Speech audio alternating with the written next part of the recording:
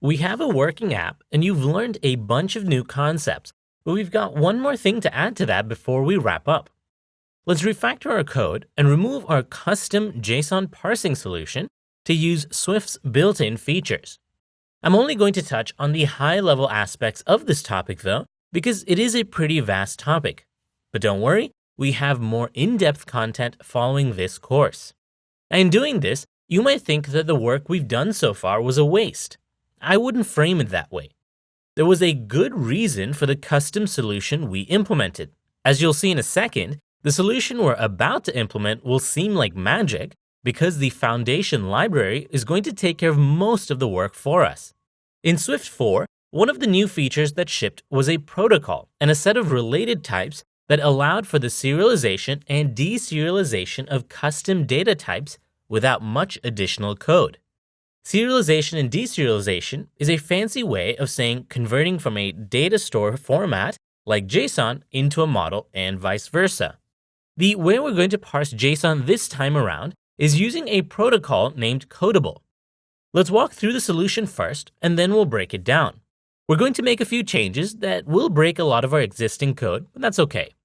So first we're going to navigate to currentWeather.swift. In here we have a struct we defined earlier, currentWeather.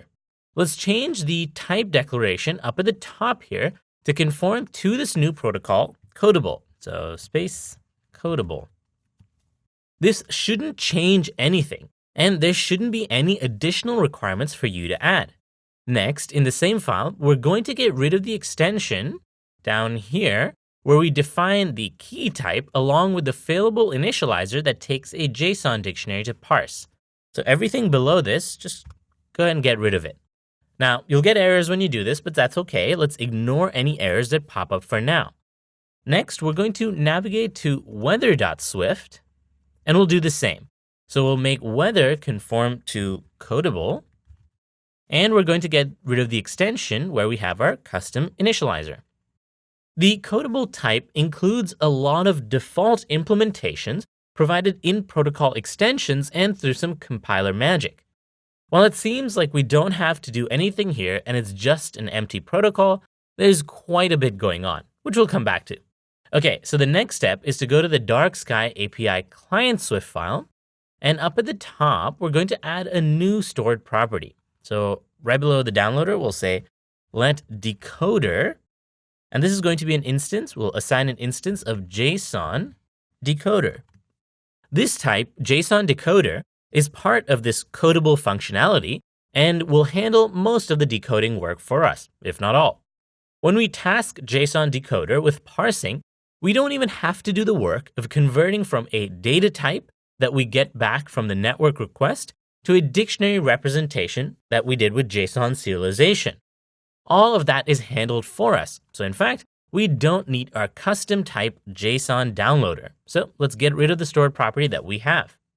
Now this means when we do that the body of our getWeather task is going to have some errors and we'll need to rewrite it. Get rid of everything that is assigned, like that's inside over here. So anything that's let task, we'll go ahead and get rid of that. We'll leave the task.resume in. Now, instead of asking the JSON downloader to create a task for us, we'll just ask the session object directly. Well, we don't have a session object here because that's what the JSON downloader did for us. So we need to define one.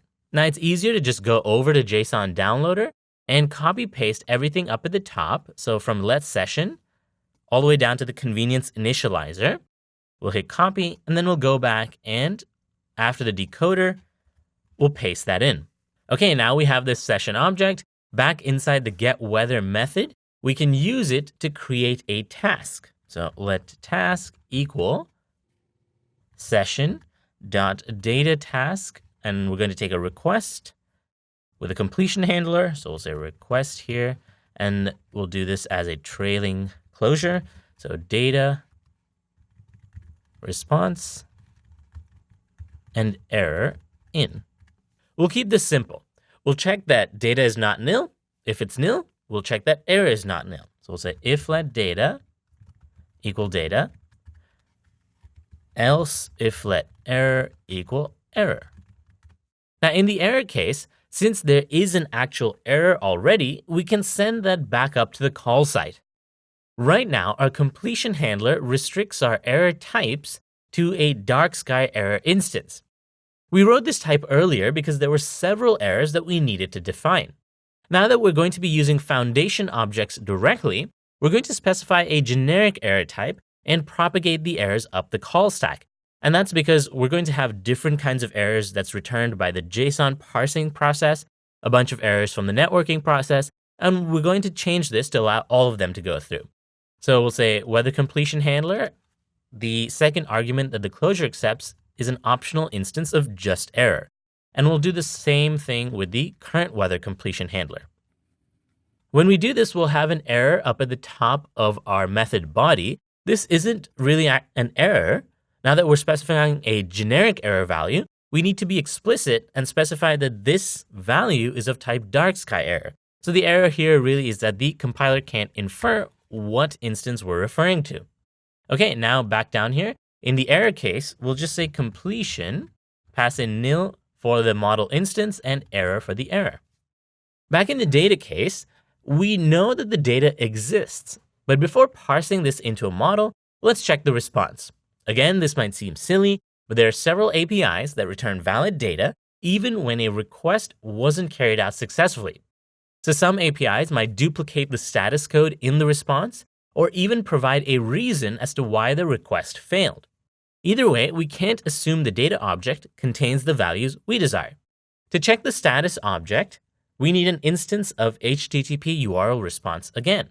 So we'll go back and we'll copy this from JSON downloader since we did all the work. So here, we'll just grab this segment of code, so guardlet HTTP response, and we'll go back and we'll paste that inside. Now again, we're going to get a quote unquote error. That's not an error. We just need to say dark sky error.request failed over here. So we have a response. That means we can check the status code. Oops. So, okay, there's an error here because I put 3 R's over here. Get rid of that. All right, so we can say if HTTP response dot status code is 200, then we're going to parse from our data to our type using that new decoder. This is a throwing operation, so we need to encapsulate this in a do catch clause. Inside the do clause, we're going to ask the decoder to give us an instance of weather from our data object. So we'll say let weather equal try self.decoder.decode to weather.self. We're asking it to decode it to an instance of weather from data. And then if this works, we'll call the completion handler and we'll provide that instance as an argument. If it doesn't work, in the catch clause, we'll call the handler again, but this time with an error. So we'll say completion, nil, and error. And if you want to make this a bit more obvious, we can say catch let error. Now here we have an if HTTP response, and we're checking for status code of 200. Well, if it's not, in this final else clause, we'll call completion again, and we'll say dark sky error dot invalid data. Okay, so now you can go ahead and delete JSON downloader altogether because we've replicated that entire functionality over here. If we run the app again, you should see the same object or the same result. We don't. Let's check what's wrong here. All the way up. Aha, okay, so if you go back to JSON downloader, remember we added that dispatch async call, I believe somewhere in here. Or rather, we did that inside of the task in getWeather, right? Inside this method, we added the dispatch async call here. We need to do that again because we're getting that main thread error that we ran into earlier. So I'll grab all this, copy, get rid of it, and then do dispatch queue.async, or rather .main.async, and paste that in here. Okay, now if we run the app again, we should get the same result. There we go.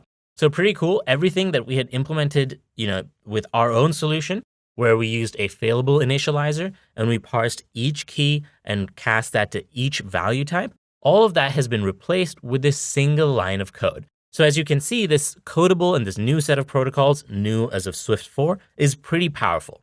In the next video, let's sort of break things down and see how it works.